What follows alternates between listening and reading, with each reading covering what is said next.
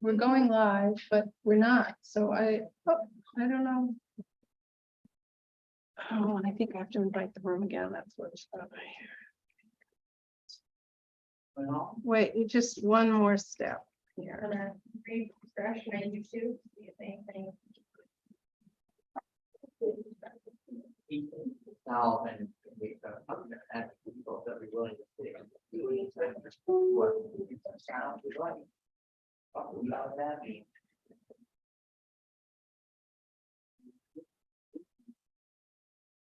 Oh, it shouldn't say that, but I'll change it, but, That's okay. okay. Got it. So, once again, it's Friday, September 27th.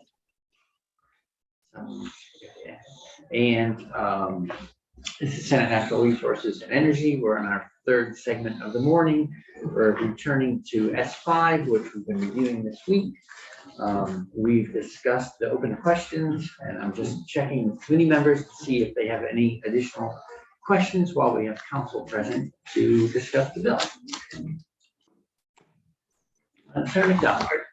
The committee might be interested in the check back procedure that was instituted and followed, having to do with the Vermont Yankees request to uprate their to put out more energy. We had a system. There was a check back in that, which rather than me trying to characterize the language. Right, well, Perhaps Ellen or Michael Green are familiar with it. without going back into DY.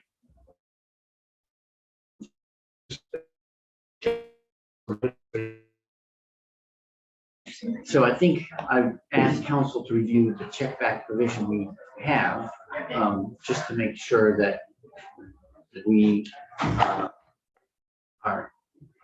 a complete understanding of what it is that's in. So I appreciate your question, but since we have S5, my ask is that we focus on what we've created to ensure that it functions the way we intend. Just more of a Groundhog Day Yes.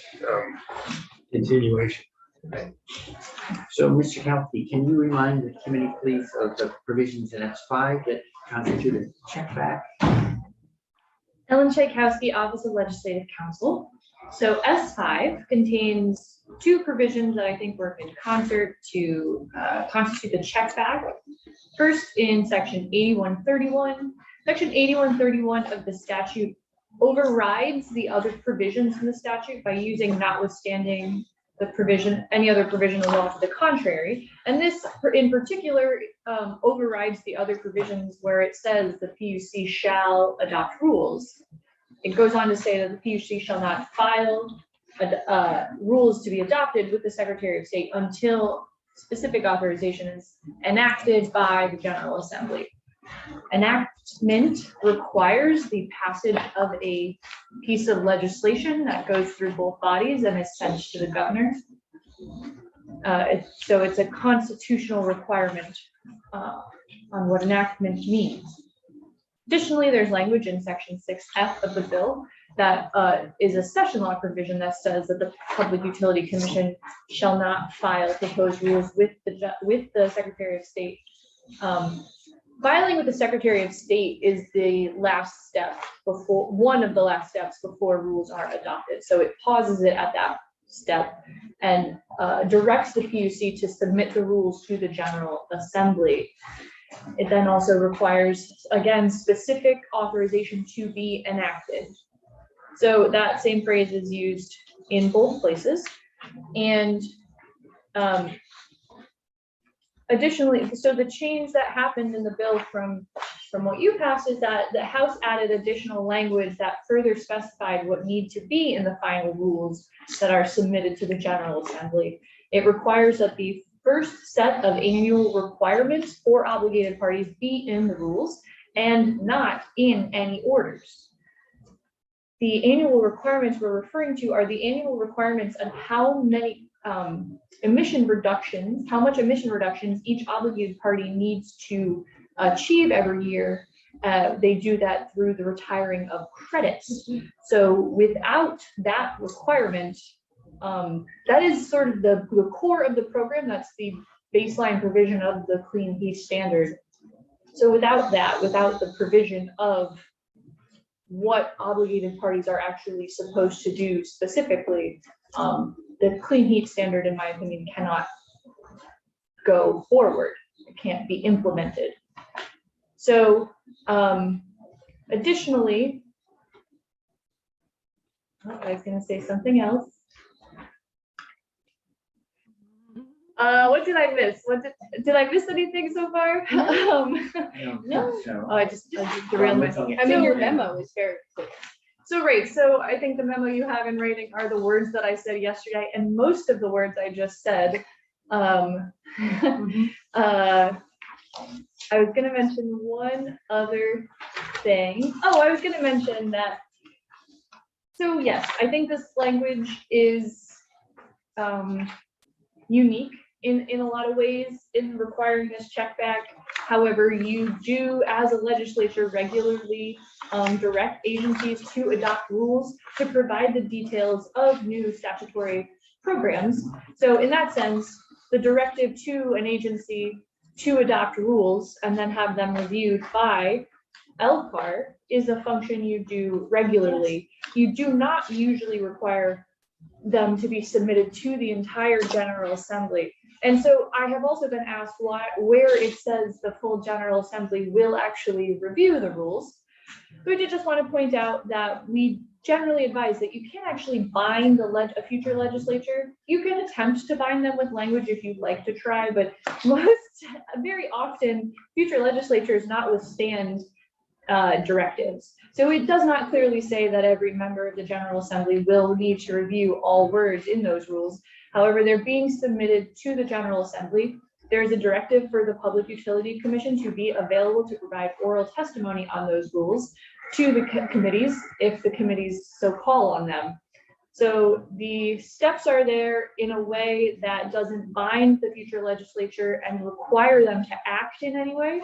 That also allows the legislature flexibility in how they choose to act. So it doesn't require an up or down vote on the rules, but it prohibits the rules from moving forward without any action by the legislature on this. So it doesn't presume the precise nature of the action the legislature may take. And as I mentioned before, there are a multitude of options that the legislature could avail themselves of. the way we respond will be, the future legislature will decide how to respond, if at all. But without such action, the rule can only be developed and the plan presented, but it cannot be implemented. That's a way of summarizing where it can't be implemented It cannot without be- future action. of the Yes, Future the legislature. rules that require the obligated parties to do something beyond register cannot be implemented. Under this language. Yes. There's two incidents where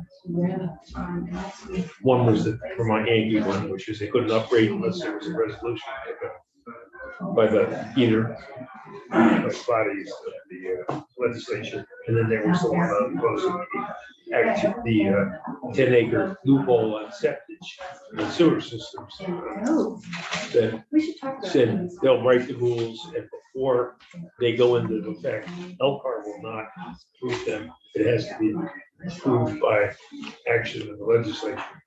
But I don't recall whether it had to be in the form of a bill or simply a resolution to say, go ahead. And that might be worth people. Sure, and so I would say in response to that, that in drafting this, I was careful to not say, the language in the Vermont Yankee, I think, was found to be problematic because that would be known as what's called a legislative veto, and because it does not utilize the bicameral legislation requirement of the Constitution. And so this does, it needs to be enacted. We learned. So the key word here is enactment. Yes, which is what. Okay. Mr. Any further questions, comments? Otherwise, Fairway. Mr. Chair, I was happy to move a motion. Okay. I would move that we recommend to the Senate for concurrence with the House proposal of amendment on S5. Any further committee discussion? Senator Cormier. Groundhog Day. Given the good intentions underlying this bill and my agreement with its general direction and my recognition that my efforts have not proven persuasive, that this is as good as it's going to get, I will not disrupt the effort. And I will not, this is not a hill I choose to die on. So I'll support all this. I do think we owe it to ourselves and the people to be frank, that we are 40 years late. And we are now agreeing to be 43 years late instead. This is kicking the can down the road. And we should not be patting ourselves on the back. Well, so noted. I would disagree with the characterizations, kicking the can down the road. To me, we're putting together a solid plan. We're just putting in a hard stop before the implementation of the hard plan. If we simply said, we'll think about it for the next 3 years, that would seem like candy. But that's semantics.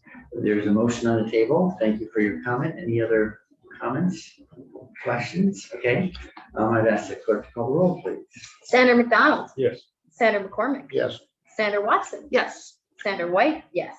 Chair Bray, Yes. 5-0-0. Committee, it's been a long haul that continues. I appreciate We rehaul. the, Rehaul. I appreciate the work of the committee